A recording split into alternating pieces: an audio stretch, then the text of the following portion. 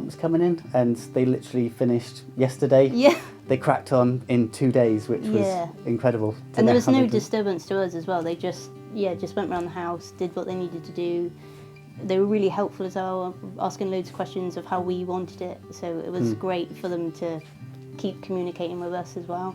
It's lovely to have a consistent temperature, not have to look up the weather forecast the day before to work out how to manually set it correctly, and have the thermostat ready to go. And it made a huge difference this morning when we first came in. You know, we were only heating one room because they were so inefficient and it was costing us so much. That having this in now and to be able to walk in throughout the house without having to shut the door behind us is a really lovely thing to have.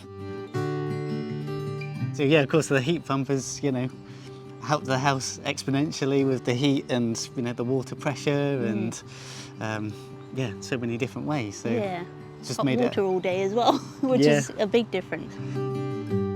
They were really accommodating about us having it on the side of the house, and actually when it was working at full steam yesterday, when it was first trying to reheat the entire house, that was probably the hardest it was going to work, and it wasn't that loud. No, I was quite shocked it was not as loud as what I thought it was going to be. And now that it's kind of calmed down a bit and it's actually heated up the house and it's not working at the full rate, it really isn't making that much difference.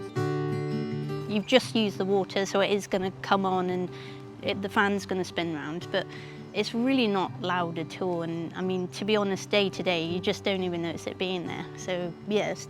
Yeah, well, I mean, essentially, it's the time it's going to be running hardest is in the winter, and you're not really going to have all the windows and doors open, even if it was loud, but it's not, I can't hear it.